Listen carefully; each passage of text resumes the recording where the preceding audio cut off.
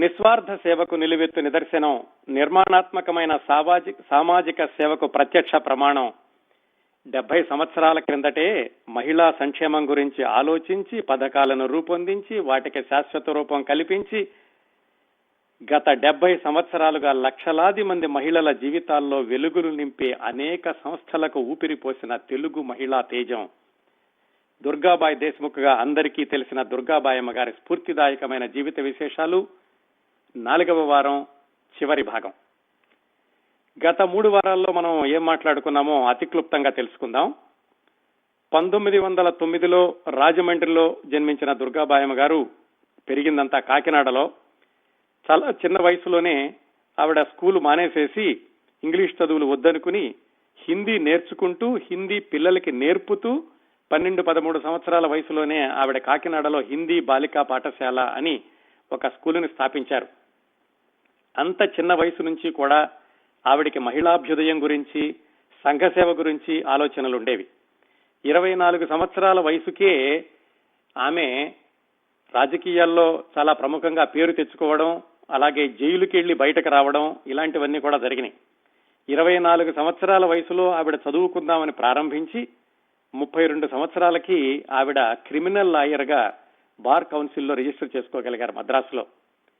ఆవిడ చదువుకుంటున్న రోజుల్లోనే 1937 ప్రాంతాల్లో మద్రాసులో చాలా చిన్నగా లిటిల్ లేడీస్ ఆఫ్ బృందావన్ అనేటటువంటి చిన్న సంస్థను ప్రారంభించి దాన్ని ఆంధ్ర మహిళా సభగా తీర్చిదిద్ది వివిధ కోణాల్లో దాన్ని విస్తరిస్తూ వచ్చారు.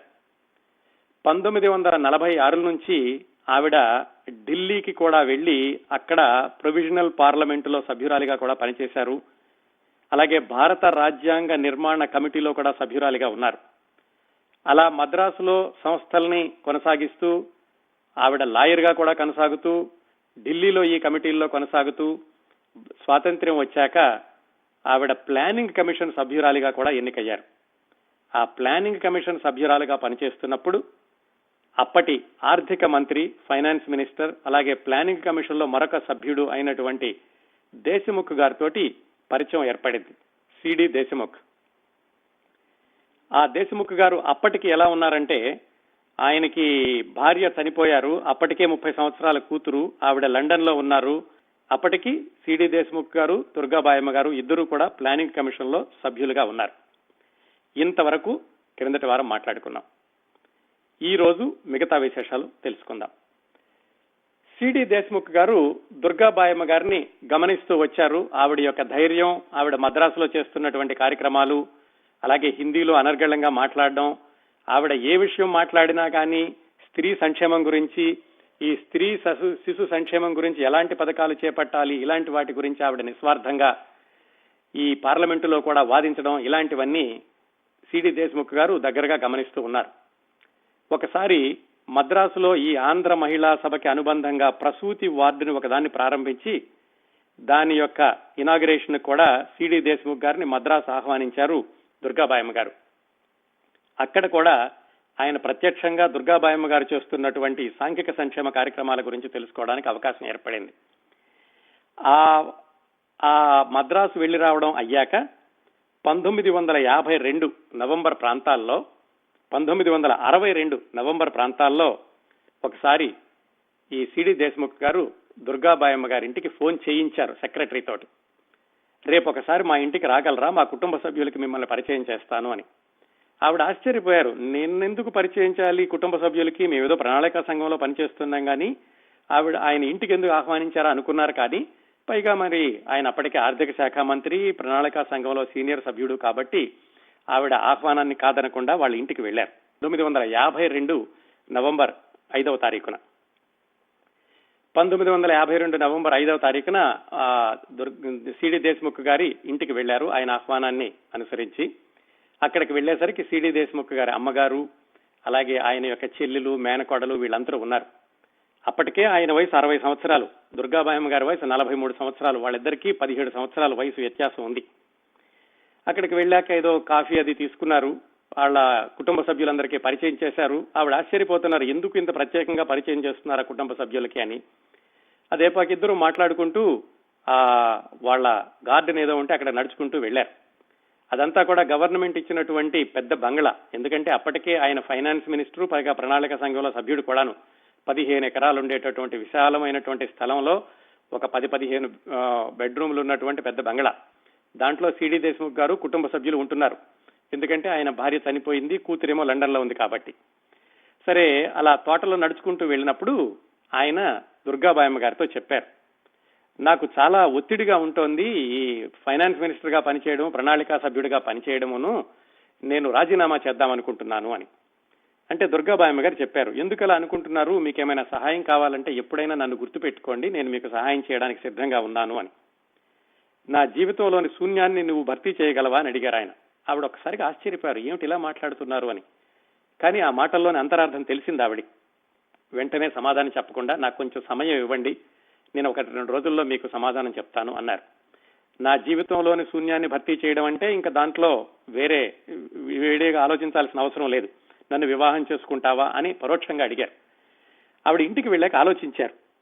ఆయన చూస్తేనేమో యూరోపియన్ శైలిలో ఉంటారు, ఆయన వేషభాషలు కానీ, ఆయన ఆహారపు అలవాట్లు కానీ, ఎందుకంటే లండన్ లో చదువుకుని వచ్చిన ఆయన అప్పటి వరకు ఆయన చేసినటువంటి ఐసీఎస్ ఆఫీసర్ గా కానీ, అలాగే ప్రణాళిక సంఘ సభ్యుడిగా కానీ, ఆర్థిక మంత్రిగా కానీ చాలా ఉన్నతమైనటువంటి స్థాయిలో ఉన్నారు. ఇటు తన సంగతి చూస్తేనేమో అప్పటికి కూడా దుర్గాబాయమ్మ గారు పల్లెటూరి మహిళలాగానే ఉండేవాళ్ళు. ఆవిడ వేషభాషలు కానీ, ముతక చీరలు కానీ, మాట్లాడడం కానీ, వ్యవహార శైలి కానీ, ఆహార విషయాలు కానీ, అవన్నీ కూడా పల్లెటూరి మహిళగానే ఉండేవాళ్ళు. నేను ఆయనకి సరిపోతానా, ఈ వయసులో నేను ఆయన వివాహం చేసుకోవాలా, వివాహం చేసుకుంటే ఎలాంటి ఇబ్బందులు ఎదురవుతాయి, పైగా నేను చేసేటటువంటి సేవా కార్యక్రమాలకు ఏమైనా ఇబ్బంది వస్తుందా, ఇలాంటివన్నీ ఆవిడ ఆలోచించారు. ఆలోచించి చివరికి ఎలాగైతే సుముఖంగానే సమాధానం చెబుదాం అనుకుని నిర్ణయించుకుని ఆ మరో రోజు మళ్ళా ఆయన ఇంటికి వెళ్ళారు. వెళ్ళి ఆయనకి చెప్పారు, చూడండి ఇవన్నీ కూడా నా ఆలోచనలు, నేను మీకు సరిపోతానో లేదో తెలీదు, ఎందుకంటే నా ఆహార వ్యవహారాలు, నా భాషా శైలి ఇలా ఉంటుంది, మీరేమో చాలా పాశ్చాత్యమైనటువంటి ధోరణిలో ఉంటూ ఉంటారు, అది నాకు కొంచెం అనుమానంగా ఉంది అని ఆవిడ చెప్పారు. ఆయన వేరే ఏమి మాట్లాడకుండా ఒక యూకలిప్టస్ చెట్టు ఉంటే ఆ చెట్టు దగ్గరికి వెళ్ళి దాని మీద ఒక సంస్కృత శ్లోకాన్ని రాశారు ఆయన. ఆ సంస్కృత శ్లోకం యొక్క అర్థం ఏమిటంటే, నువ్వు ఎలాంటి దానివైనా కానీ నిన్ను నా భాగస్వామిగా స్వీకరిస్తాను అనేటటువంటి అర్థం వచ్చేలాగా. ఆయన సంస్కృతంలో చాలా పెద్ద పండితులు, సంస్కృత కవి సమ్మేళనాల్లో కూడా పాల్గొంటూ ఉండేవాళ్ళు సిడి దేశ్ముఖ్ గారు. ఆ విధంగా వాళ్ళిద్దరూ ఒకళ్ళ యొక్క మనసులో భావాన్ని మరొకరికి తెలియచేసుకున్నట్లుగా అయ్యింది. దాంతో దుర్గాబాయమ్మ గారు కూడా ఇక కాదనకుండా సరే అన్నారు. ఆ విధంగా సిడి దేశ్ముఖ్ గారు దుర్గాబాయమ్మ గారు వివాహం చేసుకుందాం అనుకున్నారు. అప్పటికి ఆయన వయసు 61 సంవత్సరాలు, ఈవిడ వయసు 44 సంవత్సరాలు. మొట్టమొదటిసారిగా జవహర్ లాల్ నెహ్రూ గారికి చెప్పారు. ఎందుకంటే ఇద్దరికీ కూడా ఆయన శ్రేయోభిలాషి, ఇద్దరికీ కూడా పదవులు ఇచ్చింది, వీళ్ళ యొక్క ఆ పురోగతిని సమీక్షిస్తుంది కూడా జవహర్ లాల్ నెహ్రూ గారే. ఆయన చాలా ఆనందించారు. ఎందుకంటే ఈ సమయంలో సిడి దేశ్ముఖ్ గారికి కూడా తోడు కావాలి, నువ్వు కూడా ఒంటరిగా పోరాటం చేస్తున్నావు ఈ సాంఘిక సంక్షేమ కార్యక్రమాలతో అని నెహ్రూ గారు కూడా వాళ్ళ ఇద్దరు యొక్క ప్రతిపాదనని బలపరిచారు. ఆ విధంగా నెహ్రూ గారి ఆశీస్సులు కూడా తీసుకుని 1953 జనవరి 22న వాళ్ళిద్దరూ వివాహం చేసుకున్నారు. అది కూడా చాలా తక్కువ మంది, జవహర్ లాల్ నెహ్రూ కుటుంబ సభ్యులందరూ వచ్చారు, ఇందిరాగాంధీ గారు, జవహర్ లాల్ నెహ్రూ గారి చెల్లెళ్ళు వాళ్ళందరూ వచ్చారు. వాళ్ళందరి సమక్షంలో వివాహం చేసుకున్నారు దుర్గాబాయమ్మ గారు, సిడి దేశ్ముఖ్ గారు. అదండి, అప్పటి నుంచి దుర్గాబాయమ్మ గారు దుర్గాబాయ్ దేశ్ముఖ్ గా మారారు. ఆ రోజుల్లో వాళ్ళిద్దరూ వివాహం చేసుకోవడం అనేది చాలా సంచలనాత్మకమైనటువంటి విషయం. ఎందుకంటే ఇద్దరికీ కూడా దేశవ్యాప్తంగా పేరుంది. ఆయనేమో ఆర్థిక శాఖ మంత్రి, ప్రణాళికా సంఘం సభ్యులు. దుర్గాబాయమ్మ గారేమో అప్పటికే ఆంధ్ర మహిళా సభ ద్వారాను, అలాగే రాజకీయాల్లోనూ కూడా ఆవిడికి చాలా పేరుంది. పేపర్లన్నింటిలోనూ ప్రముఖంగా రాశారు వీళ్ళిద్దరూ వివాహం చేసుకున్నటువంటి విషయాన్ని. శంకర్ వీక్లీ అని ఒక మ్యాగజైన్ వచ్చేది, అందులో శంకర్ అని ఒక ఆయన కార్టూన్లు వేస్తూ ఉండేవాళ్ళు, రాజకీయ కార్టూన్లు. వీళ్ళిద్దరికీ వివాహమైనటువంటి సందర్భంలో ఆయన ఒక కార్టూన్ వేశారు. ఏమిటంటే, సిడి దేశ్ముఖ్ గారు కోట్ వేసుకుని నుంచుని ఉంటారు, పక్కన పారిశ్రామికవేత్తలు ఉంటారు, ఆయన తన చేతిని పారిశ్రామికవేత్తల జేబులో పెట్టారు, ఇటు పక్కన దుర్గాబాయమ్మ గారు మామూలుగా ముతక చీర కట్టుకుని ఉంటారు, ఆవిడ తన చేతిని సిడి దేశ్ముఖ్ గారి కోటు జేబులో పెట్టారు, దుర్గాబాయమ్మ గారి పక్కని సామాన్యమైనటువంటి పౌరులు, మహిళలు ఉన్నారు, వాళ్ళు చేతులు చాచి దుర్గాబాయమ్మ గారి దగ్గర నుంచున్నారు. అది కార్టూన్. అంటే సిడి దేశ్ముఖ్ గారేమో పారిశ్రామికవేత్తల నుంచి పన్నులు వసూలు చేస్తున్నారు, దానిలో కొంత భాగం దుర్గాబాయమ్మ గారికి వస్తుంది. దుర్గాబాయమ్మ గారు వాటిని ఈ ఆంధ్ర మహిళా సభ ద్వారా ఈ పేదలకి ఇస్తున్నారు, అర్హులైన వాళ్ళకి ఇస్తున్నారు అనేటటువంటి అర్థం వచ్చేలాగా కార్టూన్ వేశారు ప్రముఖ కార్టూనిస్ట్ శంకర్ అన్న ఆయన. అదండి ఆ విధంగా 1953 నుంచి దుర్గాబాయమ్మ గారు సిడి దేశ్ముఖ్ గారు దంపతులుగా కొనసాగారు జీవితాంతం. అయితే అప్పటికి దుర్గాబాయమ్మ గారు కేవలం ప్లానింగ్ కమిషన్ సభ్యురాలుగానే కాకుండా సోషల్ వెల్ఫేర్ బోర్డ్ అనే దాన్ని మొట్టమొదటిసారిగా ప్రారంభించి దాని చైర్మన్ గా కూడా ఉన్నారు. ఆ విధంగా ఆవిడికి 2 పదవులు ఉన్నాయి. ఈ సిడి దేశ్ముఖ్ గారికి కూడా ఆర్థిక శాఖ మంత్రి, ప్రణాళికా సంఘం సభ్యుడు, ఆయనకి 2 పదవులు ఉన్నాయి. వీళ్ళకి వివాహం అయ్యాక దుర్గాబాయి దేశ్ముఖ్ గారు నెహ్రూ గారితో చెప్పారు, ఏమండి మేము ఇద్దరము కూడా ప్రణాళికా సంఘంలో ఉండడం ఎందుకు, ఒకళ్ళం రాజీనామా చేస్తాము అని. అంటే నెహ్రూ గారు చెప్పారు, చూడండి మీరు ప్రణాళికా సంఘం సభ్యులు అయ్యాక వివాహం చేసుకున్నారు, కానీ వివాహం అయ్యాక మీ ఇద్దరిని అందులో పెట్టలేదు కదా, అందువల్ల మీరు ఇదేదో నైతిక విరుద్ధం అని అనుకోవద్దు, మీరిద్దరూ కూడా కొనసాగాలి, ఇద్దరు కూడా సమర్థమైనటువంటి వ్యక్తులు అని నెహ్రూ గారు వాళ్ళిద్దరికీ కూడా నచ్చజెప్పి వాళ్ళిద్దరూ ఆ ప్రణాళికా సంఘంలో కొనసాగేలా చేశారు. ఆ తర్వాత 10 సంవత్సరాల పాటు ఆ ప్రణాళికా సంఘం కొనసాగింది. ఈవిడ ప్రణాళికా సంఘమే కాకుండా ఆ తర్వాత ఈ సోషల్ వెల్ఫేర్ బోర్డులో కొనసాగడము, ఆ తర్వాత మరికొన్ని సంస్థలకు కూడా ఆవిడ అధికారిగా కొనసాగడం జరిగింది. ఆ తర్వాత సిడి దేశ్ముఖ్ గారు కూడా ఈ ఆర్థిక మంత్రి అయిపోయాక ఆయన యూజీసీ వైస్ చైర్మన్ గాను, ఢిల్లీ యూనివర్సిటీ ఛాన్సలర్ గాను, అలాగే నేషనల్ బుక్ ట్రస్ట్ అధికారిగాను వీటన్ని పదవులు కూడా ఆయన కొనసాగుతూ వచ్చారు. ఎందుకంటే ఇద్దరికీ కూడా మచ్చలేనటువంటి అధికారులు, నిజాయితీ గలవంటి అధికారులు, సమర్థమైనటువంటి అధికారులు అని దేశమంతా కూడా పేరుంది. ఇద్దరి మీద ఎక్కడా ఒక్క ఆరోపణ కూడా రాలేదు అన్ని సంవత్సరాల్లో కూడా. ఇంకొక చాలా నిజాయితీ గల నిర్ణయం ఏం తీసుకున్నారంటే, ఇద్దరము కూడా గవర్నమెంట్ ఉద్యోగం చేస్తున్నాం కాబట్టి ఎవరో ఒకళ్ళమే జీతం తీసుకుంటామని వాళ్ళల్లో ఒకళ్ళు మాత్రమే జీతం తీసుకుని మరొకరు కేవలం ₹1 మాత్రమే నామమాత్రమైనటువంటి పారితోషికం కొనసాగించారు. జీవితాంతం కూడా అలాగే ఉన్నారండి. నిజాయితీకి నిలువెత్తు నిదర్శనం, నిస్వార్థతకి ప్రత్యక్ష ప్రమాణం అంటే ఇలాంటివే ఉదాహరణలు. ఈ వివాహం అయిన దగ్గర నుంచి దుర్గాబాయి దేశ్ముఖ్ గారు, సిడి దేశ్ముఖ్ గారు కలిసి చేసినటువంటి సంక్షేమ కార్యక్రమాలు, అలాగే వాళ్ళ యొక్క వ్యక్తిగత జీవితం 2 కోణాల్లో చూసినట్లయితే, వ్యక్తిగత జీవితం విషయానికి వస్తే వివాహం అయ్యాక దుర్గాబాయి దేశ్ముఖ్ గారు తాను ఉంటున్నటువంటి ఆ నివాసం ఉంటున్నటువంటి క్వార్టర్ ని ఖాళీ చేసి 1 వెల్లింగ్టన్ క్రిసెంట్ రోడ్ అక్కడికి మారారు. అది అప్పటికే సిడి దేశ్ముఖ్ గారు ఉంటున్నటువంటి పెద్ద బంగళా. దాంట్లో చెప్పుకున్నాం కదా, ఒక 350 యూకలిప్టస్ చెట్లు, 17 సర్వెంట్ క్వార్టర్స్, బోల్డని బెడ్రూములు, 5 ఎకరాల స్థలం, ఇదంతా ఉండేది. ఈవిడ వెళ్ళాక వంట వాళ్ళని కూడా తగ్గించి ఈవిడే కూడా వంట చేయడం అలవాటు చేసుకోవడం కాదు, వంట చేయడం ప్రారంభించారు. అయితే ఆహారపర అలవాట్లో ఇద్దరికీ కూడా వ్యత్యాసాలు ఉన్నాయి. ఆయనేమో మాంసాహారి, ఈవిడేమో శాకాహారి.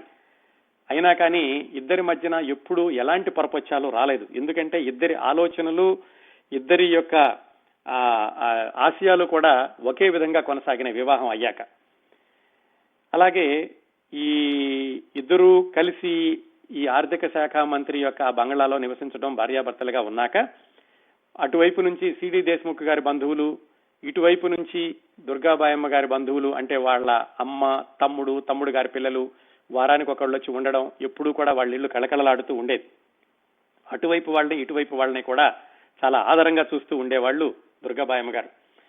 మొట్టమొదట్లో దుర్గాబాయమ్మ గారి అమ్మగారు చాలా అనుమానించారట, ఈయనేమో చాలా యూరోపియన్ స్టైల్లో ఉండేటటువంటి ఆయనకి మా అమ్మాయికి కుదురుతుందా, మొట్టమొదటిసారి చిన్నప్పుడు కూడా ఇలాగ ఆవిడ వివాహ విషయంలో పొరపాటు జరిగింది, ఇప్పుడు కూడా అలా అవుతుందేమో అనుకున్నారు. కానీ వివాహం అయ్యాక ఆయన్ని కొడుకు కంటే ఎక్కువగా ఆవిడ చూసుకున్నారు. ఆయన కూడా అత్తగారు అనే కంటే తల్లిగా కూడా కృష్ణవేణమ్మ గారిని చూసుకున్నారు సిడి దేశ్ముఖ్ గారు.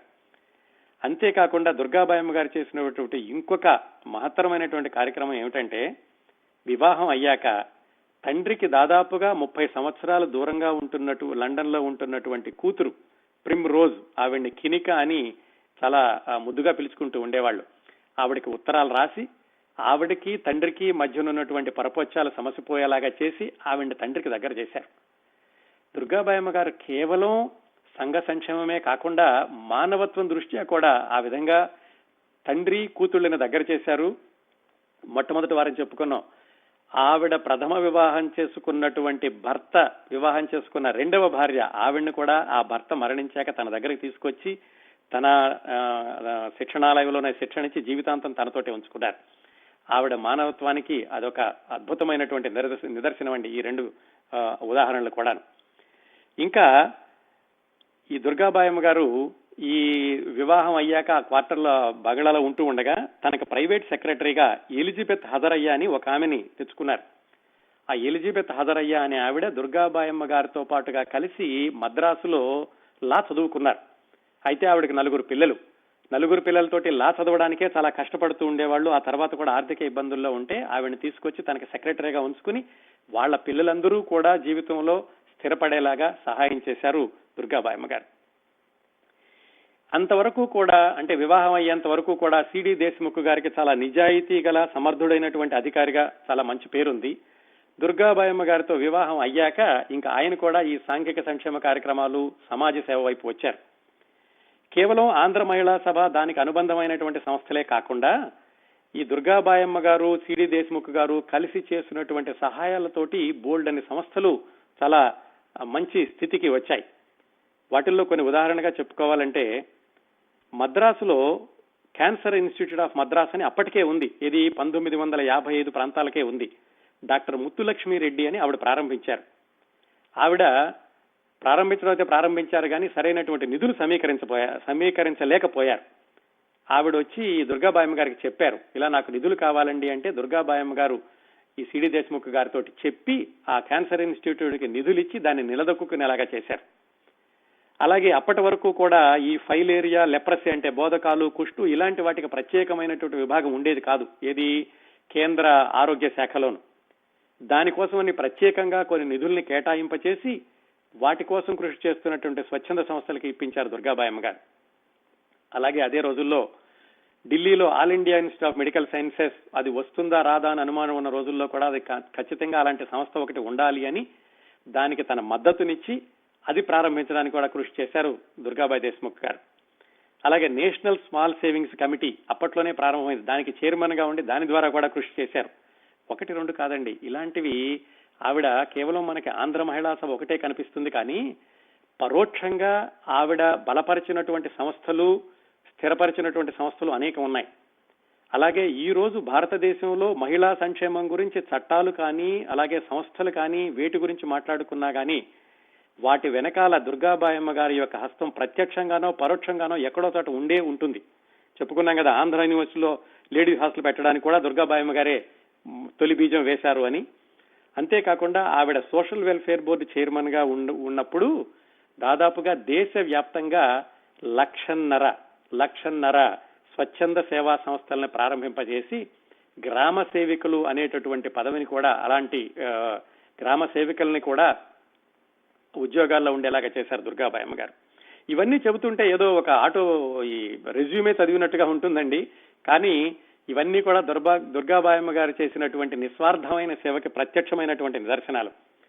ఇంతే కాకుండా ఆవిడ కలిసి చాలా దేశాలు పర్యటించారు, అమెరికా పర్యటించారు, అలాగే యుఎన్ఓలో ప్రసంగించారు. ఆలోచిస్తే చాలా ఆశ్చర్యంగా ఉంటుంది. ఎక్కడో కాకినాడలో దిగువ మధ్యతరగతి కుటుంబంలో అతి సాధారణమైన మహిళగా పుట్టి పెరిగినటువంటి దుర్గాబాయమ్మ గారు యుఎన్ఓలో ప్రసంగించారు, ఇంగ్లీష్లోను, అది కూడా ఆంగ్లంలోను తర్వాత నేర్చుకున్నటువంటి దీంతో. జెనీవా, బ్యాంకాక్, జపాన్, మాస్కో ఏ విదేశాలకు వెళ్ళినా కానీ ఆవిడ పరిశీలన అంతా కూడా ఇక్కడ మహిళా సంక్షేమం కోసం ఏం చేస్తున్నారు, ఇలాంటివి భారతదేశంలో ఎలా అమలు పరచవచ్చు, అలాంటివి ఆలోచిస్తూ ఉండేవాళ్ళు. అలాంటి పథకాలు కూడా చేశారు. షికాగో వచ్చినప్పుడు అక్కడ department of health and education welfare అనేటటువంటి సంస్థ ద్వారా నడుస్తున్నటువంటి వికలాంగుల యొక్క కొన్ని రీహాబిలియేషన్ సెంటర్ను చూసి దాని మార్గదర్శక సూత్రాలతోటి ఆవిడ మద్రాసులో కూడా అలాంటిదే ప్రారంభించారు ఆంధ్ర మహిళా సభకి అనుబంధంగాను. ఇలా ఆవిడ యొక్క ఈ సాంఘిక సంక్షేమ కార్యక్రమాలు కొనసాగుతూ వచ్చాయి. 1962 వచ్చేసరికి ఆవిడ పదవులన్నీ కూడా చిట్ట చివరకు వచ్చినాయి. సిడి దేశ్ముఖ్ గారు మాత్రం పదవుల్లో కొనసాగుతున్నారు. ఆవిడ 62లో ఈ సోషల్ వెల్ఫేర్ కమిటీ ఇవి కూడా అయిపోయాక మళ్లీ కొన్నాళ్లు సుప్రీంకోర్టులో ఆవిడ లాయర్ గా ప్రాక్టీస్ చేశారు. అయితే ఇన్ని సంవత్సరాలు మానేశాను కదా, ఎలాంటి కేసులు వస్తాయో అనుకున్నారు కానీ అప్పటికి కూడా ఆవిడ చాలా కీలకమైనటువంటి కేసులు కొన్నిటిని వాదించగలిగారు. 1964-65 ఆ సంవత్సరాలు వచ్చేసరికి ఆవిడ హైదరాబాద్ వెళ్లారు ఒకసారి. ఎందుకంటే హైదరాబాద్ లో వాళ్ళ తమ్ముడు గారి అమ్మాయి లీలా అని ఆవిడ ఉంది. వాళ్ళ తమ్ముడు గారి అల్లుడు మాధవరావు బాజీ అని ఆయన రాష్ట్ర రోడ్డు రవాణా సంస్థలో పనిచేస్తూ ఉండేవాడు. అక్కడికి వెళ్ళినప్పుడు హైదరాబాద్ లో ఉన్నటువంటి పరిస్థితులు చూసి ఇక్కడ మహిళల యొక్క సంక్షేమానికి చాలా కృషి చేయాల్సినటువంటి అవసరం ఉంది, వెనుకబడినతనం ఎక్కువగా ఉంది తెలంగాణలో అని ఆవిడ హైదరాబాద్ లో కూడా ఈ ఆంధ్ర మహిళా సభ యొక్క ఒక బ్రాంచ్ ని ప్రారంభింపచేశారు. చేయడమే కాకుండా ఆ ఉస్మానియా యూనివర్సిటీ పక్కనే అప్పటికింకా రాళ్లు రప్పలు అంతా ఉండేది. ఖాళీ స్థలం ఉంటే అక్కడ ఒక ప్లాట్ తీసుకున్నారు, ఇల్లు కట్టుకుంటే బాగుంటుంది అని. వాళ్ళ అమ్మగారు కూడా చెప్పారు, నువ్వు హైదరాబాద్ లో సెటిల్ అయితే బాగుంటుంది, ఢిల్లీ కంటే కూడాను, మనం మద్రాసులో చేసాం సేవా కార్యక్రమాలు, హైదరాబాద్ లో కూడా చేస్తే బాగుంటుందని వాళ్ళ అమ్మగారు కూడా చెప్పిన మీదట అక్కడ ఒక స్థలం కొనుక్కున్నారు. అప్పటికింకా అది డీడీ కాలనీ కాదండి, చాలా ఖాళీగా ఉండేది, తుమ్మలు తుప్పలు రాళ్లు గుట్టలు అంతా ఉండేది. అక్కడ స్థలం కొనుక్కున్నారు. 1966లో సిడి దేశ్ముఖ్ గారు అలాగే దుర్గాబాయమ్మ గారు ఆలోచించుకుని మనం ఢిల్లీలో ఉండే కంటే కూడా హైదరాబాద్ లో ఉంటే ఈ మహిళా సంక్షేమ కార్యక్రమాలు ఎక్కువగా చేయడానికి వీలవుతుంది అనుకుని అప్పటికి సిడి దేశ్ముఖ్ గారు ఢిల్లీ యూనివర్సిటీ ఛాన్సలర్ గా కూడా ఆయన రిటైర్ అయ్యారు. ఇద్దరూ కలిసి హైదరాబాద్ వచ్చారు 1965 ప్రాంతాల్లో. 66లో ప్రారంభించి 67లో వాళ్ళు ఇల్లు కట్టుకోవడం అయ్యింది. ఆ ఇంట్లోకి వెళ్లారు. ఆ కాలనీలో మొట్టమొదటగా ఇల్లు కట్టుకున్న ఆయన పేరు డిఎస్ రెడ్డి గారు. ఆయన ఉస్మానియా యూనివర్సిటీ వైస్ ఛాన్సలర్ గా ఉండేవాళ్ళు. రెండో ఇల్లేమో మండూరి బాపిరాజు గారిని హైకోర్టు జడ్జి, ఆయన కట్టుకున్నారు. మూడో ఇల్లు దుర్గాబాయమ్మ గారు సిడి దేశ్ముఖ్ గారు కలిసి కట్టుకున్నటువంటి ఇల్లు, 1200 గజాల స్థలం. ఆ ఇల్లు కట్టుకున్నాక దాంట్లో బోల్డ్ అన్ని పూల మొక్కలు పళ్ల తోటలు ఇవన్నీ వేశారు. ఒకరోజు దుర్గాబాయమ్మ గారు ఇల్లు కట్టుకున్నాక మున్సిపల్ కమిషనర్ ఫోన్ చేసి, ఏమండి మీరు ఉండేటటువంటి కాలనీకి దుర్గాబాయి దేశ్ముఖ్ కాలనీ అని పేరు పెడతాము అన్నారు. ఆవిడన్నారు, ఎందుకండి నా పేరు పెట్టడం, ఇంకా చాలా మంది ఉన్నారు కదా సహాయం చేసిన వాళ్ళంటే. లేదమ్మా, మీరు చేసేటటువంటి సహాయాలు అలాగే మీరు ప్రారంభించినటువంటి ఈ ఆంధ్ర మహిళా సభ బ్రాంచ్ కూడా చాలా సేవలు చేస్తోంది, గుర్తుగా మీ పేరు పెట్టుకుంటాము, ఇప్పటికే మా కమిటీలో ఏకగ్రీవంగా తీర్మానం చేసుకున్నాము అని చెప్పారు. ఆ విధంగా ఉస్మానియా యూనివర్సిటీని ఆనుకున్నటువంటి Durgabai Deshmukh colony, DD colony ఆ విధంగా ప్రారంభం అయింది. అక్కడి నుంచి మొదలై అంటే 1967 నుంచి ఆవిడ మరణించేంత వరకు కూడా, సిడి దేశ్ముఖ్ గారు మరణించేంత వరకు కూడా అంటే 14-15 సంవత్సరాలు ఆవిడ హైదరాబాదునే కార్యక్షేత్రంగా చేసుకుని తన కార్యక్రమాలను కొనసాగించారు. అయితే మరి మద్రాసులో స్థాపించినటువంటి ఆంధ్ర మహిళా సభ అది అలా కొనసాగుతూనే ఉంది.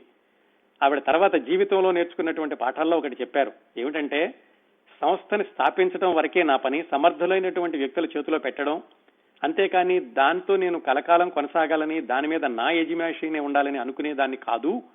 అందుకనే మద్రాసులో సమర్థవంతులైనటువంటి వ్యక్తుల చేతిలో పెట్టాక నేను ఇంకా హైదరాబాద్ లో కార్యక్రమాలు కొనసాగించాను అని చెప్పుకున్నారు. 67 నుంచి ఆవిడ మద్రాసులో ఈ ఆంధ్ర మహిళా సభను విస్తరిస్తూ వచ్చారు. ఆంధ్ర మహిళా సభలేమో విద్యానగర్ లో ఉండేది, ఆవిడేమో అక్కడ డిడి కాలనీలో, ఆ కొత్తగా పేరు పెట్టినటువంటి కాలనీలో ఉండేవాళ్ళు. వాళ్ళ మేనకోడలు తమ్ముడు గారి అమ్మాయి కూడా శివన్ దగ్గర ఎక్కడో ఉంటూ ఉండేవాళ్ళు. అందరూ కూడా దగ్గరే ఉండేవాళ్ళు. అందుకే ఆవిడ ఈ ఆంధ్ర మహిళా సభకి దగ్గరికి రావడానికి వెళ్ళడానికి కూడా తేలిగ్గా ఉంటుందని అక్కడ ఉన్నారు. అలా ఆవిడ కార్యక్రమాలు కొనసాగుతూ ఉన్న రోజుల్లో 1967 ఆ సంవత్సరం వచ్చేసరికి 1977 అంటే ఒక 10 సంవత్సరాల ముందుకెళ్తే హఠాత్తుగా సిడి దేశ్ముఖ్ గారికి ఆయనకి అనారోగ్యం చేసింది. ఆ సుస్థి కూడా ఏమిటంటే గుండె జబ్బు అన్నారు. అప్పట్లో ఆ గుండె జబ్బుకి తగినటువంటి వైద్యం చేసేటటువంటి సదుపాయాలు హైదరాబాద్ లో ఎక్కడా లేవు. అక్కడ నుంచి బొంబాయి తీసుకెళ్లాల్సి వచ్చింది ఆయన్ని. బొంబాయిలో టాటా మెమోరియల్ హాస్పిటల్లో ఆపరేషన్స్ చేశారు. దాదాపుగా ఒక 1-2 నెలల పాటు బొంబాయిలో ఉండాల్సి వచ్చింది. ఎక్కడుంటారు బొంబాయిలో కూడా బొంబాయి గవర్నర్ ఎవరో ఒక ఆయన సహాయం చేస్తే అక్కడ ఉన్నారు.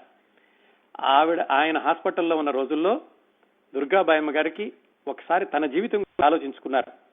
అవును, నేను ఇన్ని సంఘ సేవా కార్యక్రమాలు చేస్తున్నాను, ఇప్పుడేమో ఈయనకి అనారోగ్యంగా ఉంది, నాకు వయసు అయిపోతుంది, తర్వాత నా జీవితం ఎలా ఉంటుందో ఏమిటో అని ఒకసారి ఆవిడ ఆలోచించుకుని ఈ తన జీవితంలో జరిగినటువంటి సంఘటనలన్నిటికీ కూడా పుస్తక రూపంలో ఇస్తే బాగుంటుంది, మనసు కూడా పరిపరి విధాలు ఆలోచిస్తుంది, అలా కాకుండా ఒక ఎవగేషన్ ఉంటే బాగుంటుంది అనుకుని ఆయన హాస్పిటల్లో ఉండగా బొంబాయిలో దుర్గాబాయమ్మ గారు చింతామణ్ అండ్ ఐ అని ఒక పుస్తకం రాశారు. ఇప్పుడు ఈ 4 వారాలుగా మీకు చెప్తున్న విశేషాలన్నీ ఆ పుస్తకంలో నుంచేనండి. చింతామణ్ అండ్ ఐ అని దుర్గాబాయమ్మ గారు రాసినటువంటి పుస్తకం. ఇవి కాకుండా ఆవిడ మరికొన్ని పుస్తకాలు కూడా రాశారు. ఈ ఆంధ్ర మహిళా సభ ఎలా పెరుగుతోంది అలాంటిది కూడా రాశారు. ఈ చింతామణ్ అండ్ ఐ అనేది ఆవిడ యొక్క జీవితంలోని విశేషాలు ఎక్కువగా రాశారు. ఎక్కడున్నా కానీ ఆవిడ ఎలా సహాయం చేయాలి, ప్రజలకు ఎలా సహాయం చేయాలి, ప్రజలకు ఉపయోగపడేటటువంటి కార్యక్రమాలు ఎలా చేయాలి, ఇదే ఆలోచిస్తూ ఉండేవాళ్ళు అనుకున్నాం కదా. బొంబాయిలో భర్తకి ఈ హృద్రోగానికి ఆపరేషన్ చేసినప్పుడు ఆవిడ ఆలోచించారు, అవును మాకంటే డబ్బులున్నాయి, బొంబాయి వెళ్లి మేము వైద్యం చేయించుకోగలిగాము, మరి ఏమీ లేని వాళ్ళకి వైద్య సౌకర్యాలు మా హైదరాబాద్ లో లేని వాళ్ళు ఏమవుతారు, వాళ్ళ ఆరోగ్యం ఇలాగే ఉండాల్సిందేనా అని ఆలోచించి ఆయనకి కొంచెం నెమ్మదించాక, చికిత్స అయిపోయాక మళ్ళా హైదరాబాద్ వచ్చాక 77 ప్రాంతాల్లోనే ఆవిడ ప్రయత్నాలు ప్రారంభించి ఆంధ్ర మహిళా సభకి అనుబంధంగా ఈ కార్డియోవాస్క్యులర్ ఈ చేసేటటువంటి చికిత్స చేసేటటువంటి విభాగాన్ని ప్రారంభించారు. ఆ విభాగం ప్రారంభించడానికి కూడా నిధులు ఎలా సేకరించారు ఏమిటి అనేది కూడా వివరంగా రాశారు. ఇవన్నీ కూడా దాతలు ఇచ్చినటువంటి విరాళాలు, ఆ తర్వాత గవర్నమెంట్ ఇచ్చినటువంటి గ్రాంటు. 2 సంవత్సరాల్లో కేవలం అంటే 1977లో ప్రారంభించి 1979 కల్లా ఆమె ఆ హాస్పిటల్ యొక్క నిర్మాణాన్ని పూర్తి చేశారు. ఆ 2 సంవత్సరాల్లో పూర్తి చేసి దాన్ని ఓపెనింగ్ కూడా చేయించారు. ఆ 2 సంవత్సరాల్లో ఆ కార్డియోవాస్కులర్ యూనిట్ ని కూడా ఆవిడ ప్రారంభింప చేశాక ఆ తర్వాత మరొక 2 సంవత్సరాలకే ఆవిడ యొక్క తుది రోజులు వస్తాయని ఆవిడ అప్పుడు ఊహించలేదు. కాకపోతే ప్రతి క్షణం ప్రతి నిమిషం ఆవిడ ఆలోచనలన్నీ కూడా ఇంకా ఏమి సంక్షేమ కార్యక్రమాలు చేయాలి, ఇంకా ముందుకు ఎలా తీసుకెళ్లాలి అనేది. అప్పటికి ఆవిడ నిర్మించినటువంటి సంస్థల యొక్క విలువ ఏది రియల్ ఎస్టేట్ కాకుండా, స్థలాలు భవనాలు కాకుండా వాటి యొక్క విలువ 1,40,00,000 1977లోనండి. 1977లో 1,00,00,000 రూపాయల విలువ చేసేటటువంటి సంస్థల్ని ఆవిడ పెంచగలిగారు. అందులో 75% దాతలు ఇచ్చినటువంటి విరాళాలు, 25% గవర్నమెంట్ ఇచ్చినటువంటి ఆ నిధులు, ఇవన్నీ కూడా చెప్పి ఆవిడ ఆ హృద్రోగ చికిత్సగా కావాల్సినటువంటి విభాగాన్ని ప్రారంభింపచేశారు. ఆ ప్రారంభం కూడా అయిపోయాక ఆవిడ ఆరోగ్యం కూడా కొంచెం తగ్గడం ప్రారంభించింది. తను కూడా అనారోగ్యం పాలవడం, భర్త అప్పుడే హృద్రోగం నుంచి కోలుకోవడం, ఇవన్నీ చూసి ఆవిడ మళ్ళా ఎప్పుడు ఏమవుతుందో అనుకున్నారో ఏమో కానీ తన ఇంటిని కూడా ప్రభుత్వానికి రాసిచ్చేశారు. ఎంత త్యాగమో ఆలోచించండి. జీవితంలో ఏమీ మిగుల్చుకోలేదు ఆవిడ. 11 సంవత్సరాల వయసు నుంచి కూడా ప్రతి క్షణం మహిళల గురించి, పరోపకారం, సంఘసేవ దాని గురించి ఆలోచిస్తూ ఇన్ని సంస్థల్ని స్థాపించి వాటిని ప్రభుత్వానికే దారాదత్తం చేసి ఇంటిని కూడా గవర్నమెంట్ కే రాసిచ్చేశారు ఆవిడ బ్రతికి ఉండగానే. ఏమీ ఉండకూడదు తనదంటూ. తను ఇచ్చిందంతా కూడా సంఘసేవకి, సమాజానికి, మహిళాభ్యుదయానికే అనుకుంటూ ఆ ఇల్లు కూడా రాసిచ్చేశారు ఆవిడ. 1981 వచ్చింది. అప్పటికే ఆవిడికి అనారోగ్యం బాగా పెరిగింది, ఆరోగ్యం తగ్గుతూ వచ్చింది. చిట్ట చివరి రోజుల్లో ఆవిడికి డయాబెటిస్ కూడా ఎక్కువగా ఉండడం వల్ల కళ్ళు కూడా సరిగా కనిపించేవి కాదట. అందుకని మంచం మీదే పడుకునుంటే సిడి దేశ్ముఖ్ గారు అన్నం కలిపి ఇస్తూ ఉండేవాళ్ళట. ఆ రోజుల్లో కూడా ఆవిడ మంచం మీద పడుకుని కళ్ళు సరిగా కనిపించేటటువంటి రోజుల్లో కూడా ఆవిడ అక్కడి నుంచే అన్ని ఆదేశాలు ఇస్తూ ఈ సంస్థలన్నీ ఎలా నడవాలి, ఏమిటి, వాటి పరిపాలనకు సంబంధించినటువంటి సలహాలు ఇవ్వడం, ఇలాంటివన్నీ కూడా ఆవిడ కొనసాగారు. అదే రోజుల్లో వింజమూరు అనసూయదేవి గారు వెళితే ఆవిడ కూర్చోబెట్టుకుని, అమ్మ ఒకసారి కృష్ణశాస్త్రి గారు పాటలు పాడు అని పాడి వినిపించుకున్నారట. వెళ్లేటప్పుడు ఒక చీర పెట్టి నేను చేతులతో ఇవ్వలేకపోతున్నానని ఇప్పించారట. ఎందుకంటే అంత లేవలేనటువంటి స్థితిలో ఉన్నారు దుర్గాబాయమ్మ గారు. ఆవిడ 1981 మే ఆ ప్రాంతాలు వచ్చేసరికి ఒక రోజు మున్సిపల్ కమిషనర్ గారికి ఫోన్ చేసి, ఏమండి నా ఆరోగ్యం సరిగా లేదు, నాకు ఎప్పుడేమవుతుందో తెలియటం లేదు, నాకు ఏదో ఒక అంతరాత్మ ఏదో చెబుతున్నట్లుగా ఉంది, ఎలక్ట్రికల్ క్రెమేటోరియం సరిగ్గా పనిచేస్తోందా, ఆ విద్యుత్ దహన వాటిక సరిగా పనిచేస్తోందా అని అడిగి ఆవిడ ఖరారు చేసుకున్నారట. సరిగా ఆ ఫోన్ చేసినటువంటి 4వ రోజునో 5వ రోజునో ఆవిడ మరణించారు 1981 మేలో. ఆ విధంగా మహిళా సంక్షేమం కోసం ఆవిడ స్థాపించినటువంటి విస్తృతమైన సామ్రాజ్యాన్ని ఈ ప్రపంచానికి వదిలి ఆవిడ మరో ప్రపంచానికి మహాభినిష్క్రమణం చేశారు 1981 మేలో. ఈ ఆవిడ మరణించినటువంటి 1981 తర్వాత 1 సంవత్సరానికి సిడి దేశ్ముఖ్ గారు కూడా మరణించారు. అదేమిటో విచిత్రం, ఇద్దరూ కూడా కలిసి జీవించి 1 సంవత్సరం తర్వాత ఆయన కూడా మరణించారు. 1981-82 తోటి వాళ్ళిద్దరూ భౌతికంగా ఈ లోకాన్ని విడిచి వెళ్ళినప్పటికీ వాళ్ళు వదిలి వెళ్ళినటువంటి సంస్థలు మాత్రం ఈ రోజు కూడా మహిళా సంక్షేమం కోసం, మహిళా ప్రగతి కోసం ఎన్నో సేవలు చేస్తున్నాయి. ఈ చింతామణ్ అండ్ ఐ అనేటటువంటి పుస్తకం చివరిలో సమ్మింగ్ అప్ అని ఒక ఒక అధ్యాయం రాశారు దుర్గాబాయమ్మ గారు. దాంట్లో ఆవిడ నేర్చుకున్నటువంటి పాఠాలు, జీవితం నేర్పినటువంటి గుణపాఠాలు, వీటన్నిటిని గురించి కూడా ఆవిడ క్లుప్తంగా రాశారు. నిజానికి ఈ ఒక్క అధ్యాయము ఒక వ్యక్తిత్వ వికాస గ్రంథంలాగా, అలాగే ఈ మేనేజ్మెంట్ చదువుకునేటటువంటి విద్యార్థులకి ఉపయోగపడే ఆదర్శ సూత్రాల్లాగా కనిపిస్తాయండి ఆవిడ రాసినటువంటి విషయాలు. ఈ విషయాలు చెప్పబోయే ముందు ఇంకొకటి చెప్తాను. దుర్గాబాయమ్మ గారు ఇలాగా హైదరాబాదులో అనారోగ్యంతో ఆవిడ మంచం మీద నుంచి లేవలేనటువంటి పరిస్థితుల్లో ఉన్న రోజుల్లో ఆవిడకి పీజీ హాఫ్మన్ అవార్డ్ అని ఈ సాంఘిక సంక్షేమం గురించి, ముఖ్యంగా ఈ మహిళల యొక్క ఆర్థిక స్థితిగతులు మెరుగుపరచడం కోసం చేసినటువంటి సేవలకు కాను 46 దేశాల నుంచి ఎంపిక చేసినటువంటి ప్రతినిధుల్లో దుర్గాబాయమ్మ గారికి ఆ బహుమతి వచ్చింది. ఆ బహుమతి ఇవ్వడానికని అధికారులు ప్రత్యేకంగా హైదరాబాద్ వచ్చి ఆవిడ ఇంటి దగ్గర ఆవిడకి బహుమతిని అందించారు, ఆ పీజీ హాఫ్మన్ అవార్డు అనేదాన్ని. అలాగే యునెస్కో వరల్డ్ పీస్ మెడల్ కూడా ఆవిడకి ఇచ్చారు. రామన్ మెగాసెసే అవార్డు కూడా వచ్చింది. ఇవన్నీ కూడా ఆవిడకి అధికారికంగా ప్రపంచవ్యాప్తంగా ఆవిడకి లభించినటువంటి గుర్తింపులు. అవి కాకుండా ఆవిడకి లభించినటువంటి గుర్తింపులు అని చెప్పుకోవాలంటే ఇదిగో ఆవిడ ప్రారంభించినటువంటి సేవా సంస్థలు, ఆ సేవా సంస్థల ద్వారా ఉపాధి పొంది జీవితాలని చక్కదిద్దుకున్నటువంటి మహిళలు, వాళ్ళు ఇచ్చినటువంటి ఆశీస్సులు ఆవిడకి ఈ బహుమతులు, ఈ పురస్కారాలన్నిటికీ కూడా ఎంతో విలువైనవి అని ఆవిడ చెప్పుకున్నారు. ఆవిడ సమ్మింగ్ అప్ చేసినటువంటి ఈ జీవిత పాఠాల్లో ఏమిటంటే ఆవిడ చెప్పింది, ప్రతిరోజు ఆవిడ చెప్పినటువంటి భాషలోనే చెప్తానండి, ఆవిడ చెప్పినట్టుగా చెప్తాను నేను. ప్రతిరోజు పడుకునే ముందు నేను ఒకసారి ఈ రోజులో జరిగినటువంటి విషయాలు ఏమిటి అనేది నేను పునర్విమర్శ చేసుకుంటాను. అలా సమీక్షించుకున్నప్పుడు ఈ రోజు నేనేమైనా తప్పు చేశానా, ఎవరి మీదైనా కోపగించుకున్నానా, ఆ కోపం అనవసరంగా కోపగించుకున్నానా, ఇలాంటి దాన్ని ఎలా సరి చేసుకోవాలి, ఈ తప్పులు పునరావృతం కాకుండా ఎలా చేసుకోవాలి అని ప్రతిరోజు కూడా పడుకోబోయే ముందు నేను సమీక్షించుకునేదాన్ని. ఆ విధంగా నన్ను నేను మెరుగుపరుచుకుంటూ వచ్చాను. చేసే సంక్షేమ కార్యక్రమాలైనా కానీ నాకు ఎప్పుడు అంతా సుఖంగానే జరిగింది, ఏమి ఇబ్బందులు లేవు అని చెప్పడానికి లేదు. ఈ రాజకీయాల్లో ఉండగా ఎదురు తిరిగేవాళ్ళు, అలాగే ఈ ప్రణాళికలకి ఎదురొచ్చేవాళ్ళు చాలా మంది ఉండేవాళ్ళు. వాళ్ళనన్నింటినీ కూడా, ఆ సమస్యలన్నింటినీ కూడా పరిష్కరించుకునే క్రమంలో కొంతమందితో తగాదాలు కూడా వచ్చేవి. వాటన్నిటినీ పరిష్కరించుకునేటప్పుడు కూడా నేను మానత్వాన్ని కోల్పోకుండా ఉంటున్నానా లేదా అని నేను ప్రతి క్షణం సమీక్షించుకునేదాన్ని అని ఆవిడ రాసుకున్నారు. ఇంకో విషయం ఏం చెప్పారంటే, ఏదైనా కానీ సంస్థని కానీ, మనుషులతో కానీ, బంధాలు కానీ, అనుబంధాలు కానీ శాశ్వతం అనుకోకూడదు. ఈ ప్రపంచంలో ఎవ్వరూ శాశ్వతం కాదు, ఎవరు ఎప్పుడు వెళ్ళిపోతారో తెలియదు. అందుకనే ఈ డిటాచ్మెంట్ అనే దాన్ని పెంచుకుంటూ ఉండాలి అని చెప్తూ, అందుకనే నేను మద్రాసులో నేను ఆ సంస్థను స్థాపించాక తర్వాత ఎప్పుడైనా వెళితే కూడా మద్రాసులో నేను ఆంధ్ర మహిళా సభలో అందరూ సందర్శకులు కూర్చునేటటువంటి సిమెంట్ బెంచ్ మీద కూర్చుని మిగతా వాళ్ళతో మాట్లాడేదాన్ని. నాకు కావాలంటే అక్కడ పైన ఏసీ ఆఫీసులో కూర్చుని మాట్లాడొచ్చు, కానీ నాకు ఒకసారి దాన్ని స్థాపించి ప్రజలకు ఇచ్చేశాక నాకు దాని మీద ఇంకా మమకారం, అధికారం ఉందని నేను అనుకోలేదు.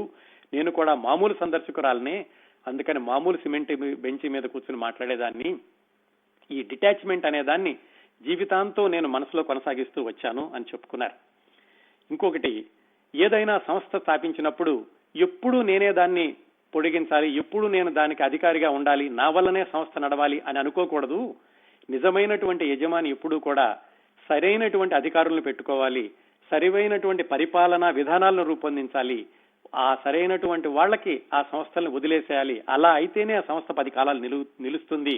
నేను చేసింది కూడా అదే. సమర్థులైనటువంటి వ్యక్తుల్ని నేను తీసుకోగలిగాను, వాళ్ళకి సరైనటువంటి కోణంలో శిక్షణ ఇవ్వగలిగాను, సంస్థ యొక్క ఆశయాలు వాళ్ళు కొనసాగించేలాగా చేయగలిగాను. అది మాత్రమే నా సామర్థ్యత అనుకుంటాను. ఇప్పటికి కూడా కొనసాగడం మాత్రం నా సామర్థ్యత అనుకోను, అదంతా కూడా నేను తీసుకున్నటువంటి వ్యక్తుల సామర్థ్యం అని ఆవిడ చెప్పారు. ఇంకొక విషయం ఏం చెప్పారంటే, ఎప్పుడూ కూడా డబ్బులు విరాళాలు వచ్చాక మనం పని చేద్దాం అనుకోకూడదు. సంకల్పం మంచిదైతే విరాళాలు వాటంతట అయ్యే వస్తాయి. నేను ఏ ప్రణాళిక మొదలు పెట్టేటప్పుడైనా కానీ నా దగ్గర ఒక్క పైసా కూడా ఉండేది కాదు. నా దగ్గర ఉన్నదల్లా సంకల్పం, నిశ్చయం, అది నేను చేస్తోంది నిస్వార్థంగా చేస్తున్నాను అనేటటువంటి నా అంతరాత్మక నేను చెప్పుకునేటటువంటి సమాధానం. అలా ప్రారంభించాక నిధులు వాటంతటికి అవే వచ్చాయి. ఇదే నేను అందరికీ చెప్పదలుచుకుంది కూడాను. మీరు నిజాయితీగా సంఘ సేవ కోసం నిస్వార్థంగా పనిచేసేటటువంటి ప్రయత్నాన్ని దృఢమైన సంకల్పంతో ప్రారంభిస్తే మిలియన్ల బిలియన్ల డాలర్లు వాటంతటికి అవే వస్తాయి. వీటికి ఉదాహరణ నేను చేసినటువంటి కార్యక్రమాలే అని చెప్పారు. అలాగే ఆ దుర్గాబాయి సిడి దేశ్ముఖ్ గారిని కూడా తాను చేసేటటువంటి కార్యక్రమాల్లో భాగస్థుడిగా చేసి ఆవిడకి సహాయం అడగడానికి వచ్చే వాళ్ళకి వాళ్ళందరికీ కూడా ఆయనతో కూడా సహాయం చేయిస్తూ ఉండేవాళ్ళు. ఇంకోటి, నేను ఎప్పుడూ కూడా పనులు చేయడం మాత్రమే నమ్ముతాను. ఉపన్యాసాలు ఇవ్వడంలో నాకు నమ్మకం లేదు. అందుకే నేను ఎప్పుడూ బహిరంగంగా ఉపన్యాసాలు ఇవ్వడం కానీ, నేను చేసేటటువంటి పనులకు ఎక్కువ ప్రచారం రావాలని కానీ నేను ఎక్కువగా ఆశించలేదు. మనం మంచి పనులు చేస్తూ ఉంటే ప్రచారం దానంతట అదే వస్తూ ఉంటుంది. ఇవన్నీ కూడా మనకు అన్ని తెలిసినవే కదా అనుకోవచ్చండి. కానీ ఈ విషయాలన్నీ కూడా 1977లో ఆవిడ అనారోగ్యం పాలై ఇంకా వెళ్లిపోతానేమో అనుకున్న రోజుల్లో ఆవిడ చెప్పినటువంటి విషయాలు. ఆ రోజుల్లో ఇంకా దుర్గాబాయమ్మ గారు లాంటి నిస్వార్థపరులైన సేవకులు ఉండబట్టే ఇంకా ఇదిగో కలికాలంలో ధర్మం కూడా నడుస్తుందంటారు చూడండి. ఇలాంటి వాళ్ళ వల్లే ఇంకా నీతి, నిజాయితీ, ధర్మం, ఈ సాంఘిక సంక్షేమం, పరోపకారం అనేవి కూడా కొనసాగుతూ ఉన్నాయేమో అనుకోవచ్చు. ఆ రోజుల్లో ఆవిడ రాసినటువంటి పుస్తకంలో ఇవన్నీ చెప్పింది. ఇంత చెప్పి ఆవిడ చేసినటువంటి పనుల గురించి ఏమన్నారంటే, నేను చేసింది చాలా తక్కువ, సముద్రంలో నీటి బొట్టు మాత్రమే, చేయాల్సింది చాలా ఉంది. ఈ మహిళలకి నా చేతనైనంత వరకు నేను చేయగలిగాను. కానీ భారతదేశంలో మహిళల యొక్క సాంఘిక సంక్షేమం కానీ, మహిళల యొక్క పరిస్థితి కానీ ఇంకా మెరుగుపరచాల్సినటువంటి అవకాశాలు చాలా ఉన్నాయి, అవసరం కూడా చాలా ఉంది. దీన్ని ముందుకు తీసుకెళ్లడానికి సంస్థలు కూడా తీవ్రంగా పనిచేయాలి అని చెప్పారు. ఇంకొక విషయం ఆవిడ చెప్పింది, ఈ జీవితంలో నేను నేర్చుకున్నది ఇన్ని సంస్థలు స్థాపించడంలోనూ వీటిని ముందుకు తీసుకెళ్లడంలోనూ వీటన్నింటిలో కూడా నేను నేర్చుకున్నది ఏమిటంటే, patience is virtue, tolerance is virtue. ఓపిక ఉండాలి, సహనం ఉండాలి, జాలి, దయ, కరుణ ఉండాలి. అవి ఉన్నప్పుడు మాత్రమే ఇలాంటి పనులు చేయడానికి సాధ్యమవుతుంది అని చెప్పారు. చిట్ట చివరి సెంటెన్స్ ఆవిడ రాసింది ఏమిటంటే, we have tried to live according to certain principles which we value and life has given us ample rewards. మనం కొన్ని సత్యాలని, కొన్ని ధర్మాలని నమ్మి నిజాయితీతో జీవితాన్ని కొనసాగించేటప్పుడు జీవితం మనకు అన్ని ఇస్తుంది, ఏం కావాలో అన్ని ఇస్తుంది. అదే స్వార్థం కోసం అలాగే అంతా నాకే కావాలి అనుకుంటే వెళితే ఏం జరుగుతుందో తెలియదు. కానీ నిస్వార్థంగా చేసినప్పుడు మాత్రం జీవితం ఇవ్వాల్సినవన్నిటినీ కూడా జీవితమే ఇస్తుంది అని చిట్ట చివరి వాక్యంతో ఈ పుస్తకాన్ని ముగించారు. మాట్లాడే రాళ్లు అని ఒక పుస్తకం రాశారు. I think talking stones or something అలాంటి పేరు ఉంటుందండి. దాంట్లో ఈ ఆంధ్ర మహిళా సభ యొక్క పురోగతి గురించి చాలా వివరంగా చెప్పారు. అలాగే సిడి దేశ్ముఖ్ గారు కూడా చాలా పుస్తకాలు రాశారు. ఎందుకంటే ఆయన ప్రణాళికా సంఘంలోనూ ఆర్థిక శాఖ మంత్రిగాను అలాగే విదేశాల్లో కూడా తిరిగి వచ్చారు కాబట్టి ఆయన కూడా చాలా పుస్తకాలు రాశారు. ఆయన సంస్కృతంలో కవిత్వం రాస్తూ ఉండేవాళ్ళు. సంస్కృత కవితా సమ్మేళనాల్లో కూడా ఆయన పాల్గొంటూ ఉండేవాళ్ళు. ఈ విధంగా దుర్గాబాయమ్మ గారు అలాగే సిడి దేశ్ముఖ్ గారు వివాహం అయ్యాక ఆ సాంఘిక సంక్షేమ కార్యక్రమాల్ని ఒకళ్ళ తోడు ఒకరుగా కొనసాగించారు. ఒక్కసారి దుర్గాబాయి దేశ్ముఖ్ గారి జీవితాన్ని వెనక్కి తిరిగి మొత్తం సమీక్షించుకుంటే 3 కోణాల్లో చూడొచ్చండి దుర్గాబాయి దేశ్ముఖ్ గారి జీవితాన్ని. ఒకటి, ఆవిడ జీవితం అంతా అంటే 100% సామాజిక సేవ, మహిళా సంక్షేమం కోసమే ఖర్చు పెట్టారు. చివరికి కట్టుకున్న ఇంటి ఆవిడ కావాలని కట్టుకున్న ఇంటిని కూడా ఆవిడ ప్రభుత్వానికే ఇచ్చేసి వెళ్లిపోయారు.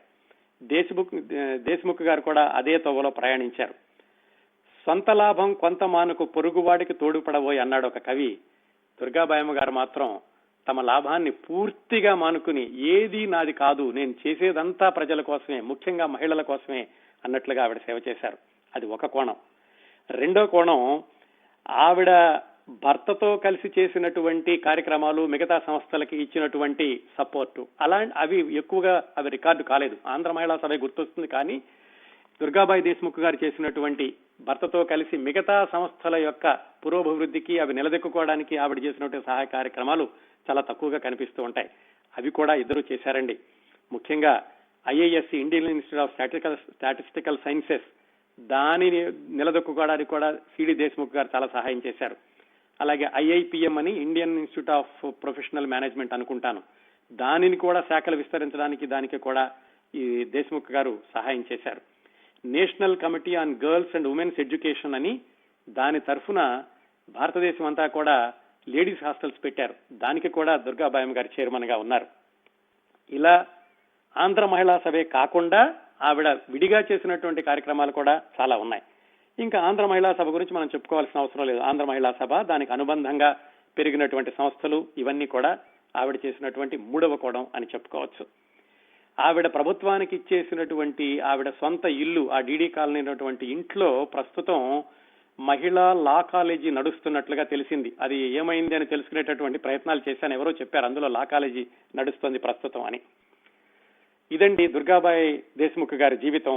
నిస్వార్థం, పరోపకారం, సామాజిక సంక్షేమం గురించి ఆవిడ, ముఖ్యంగా మహిళాభ్యుదయం గురించి ఎప్పుడూ ఆలోచించడం, వీటన్నిటినీ కూడా సాధించాలంటే ఆవిడలో ఉన్నటువంటి నాయకత్వ లక్షణాలు, ప్రణాళికాబద్ధమైన నిర్మాణాత్మకమైన సేవా కార్యక్రమాలు, అవి మనం ముఖ్యంగా దుర్గాబాయి దేశ్ముఖ్ గారి జీవితం నుంచి మనం గమనించాల్సినటువంటి కొన్ని ముఖ్య లక్షణాలు.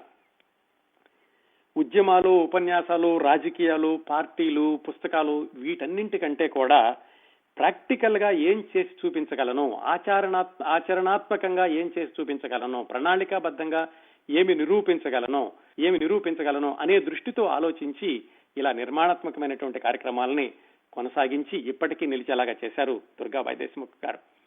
సజీవంగా చిరకాలం నిలిచేటటువంటి సేవా సంస్థలను నిర్మించినటువంటి మహిళల్లో ముఖ్యంగా ఏకైక మహిళగా దుర్గాబాయి దేశ్ముఖ్ గారిని చెప్పుకోవచ్చేమో. ఆ రోజుల్లోకి వెళ్ళి చూస్తే మహిళా సంక్షేమం గురించి చేసిన వాళ్ళు చాలా మంది ఉన్నారు. ఈ మహిళల యొక్క పురోభివృద్ధి గురించి, దురాచారాలు మాన్పించాలని సహాయం చేసి ఉద్యమాలు చేసిన వాళ్ళు, అలాగే చట్టాలు తెచ్చిన వాళ్ళు చాలా మంది ఉన్నారు. కానీ ఇలా ఆచరణాత్మకంగా సంస్థల్ని స్థాపించి పెంచి పోషించిన వాళ్ళు వేళ్ల మీద దొరుకుతారేమో. అలాంటి వాళ్లలో మొట్టమొదటి వరుసలో చెప్పుకోదగిన వ్యక్తి దుర్గాబాయి దేశ్ముఖ్ గారు. ఇలాంటి వాళ్ళ గురించి ఈ తరానికి, రాబోయే తరానికి కూడా సరైన కోణంలో తెలియచేయాల్సిన బాధ్యత మనందరి మీద ఉంది అనుకుంటున్నాను. సరైన కోణం అని ఎందుకంటున్నానంటే, ఇలాంటి వాళ్ళ గురించి చెప్పేటప్పుడు ఏదో వాళ్ళ బయోడేటా చెప్పినట్టుగా వాళ్ళు చేసినటువంటి సేవల యొక్క జాబితా కాకుండా, వాళ్ళ జీవితంలో వాళ్ళు ఎంత నిబద్ధతతోటి పనిచేశారు, ఎంత నిస్వార్థతతోటి పనిచేశారు, ఎంత కమిట్మెంట్ తోటి పనిచేశారు, ఇది చేయడం వల్ల వాళ్ళకు వచ్చినటువంటి ఇబ్బందులు ఎలా అధిగమించారు, ఈ కోణంలో ఈ తరానికి, ముందు తరాలకి కూడా దుర్గాబాయమ్మ గారి లాంటి వాళ్ళ జీవిత విశేషాలని మనం తెలియచేయాల్సినటువంటి బాధ్యత మనందరి మీద ఉందనుకుంటున్నాను. ఇదండి దుర్గాబాయి దేశ్ముఖ్ గారి స్ఫూర్తిదాయకమైనటువంటి జీవిత విశేషాలు. గత 4 వారాలుగా వింటున్నాం. ఈ వారంతో ఈ కార్యక్రమాన్ని ముగిద్దాం.